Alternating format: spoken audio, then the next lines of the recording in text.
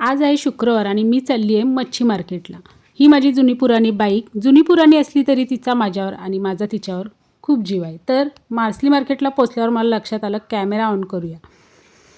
मच्छी मार्केटला आज बरी मच्छी होती. या चिंबोऱ्या 300च्या 3 होत्या, पण मी डायरेक्ट गेली ती माझ्यावाल्या मच्छीवालीकडे. माझ्यावाल्या मच्छीवालीकडे गेल्यावर मला हा मासा दिसला, हाच घेऊया असा विचार करत होती. तर मच्छीवाली कोळीण मावशी बोलते, तुझ्यासाठी रावस ठेवला आहे काढून. पण मी विचारलं कितीला तो, तर बोलते 400ला. तर म्हटलं 400 नाही 250 घे. तर बोलते तुझा नाही माझा नाही 300ला घे. तर मग बोललो दे चल. मावशीने खटाखटा मच्छीचे तुकडे केले. घरी आलो. ही कर्दी आणली होती, थोडी कोलबी आणली होती आणि हा 300 रुपयाचा रावस मासा.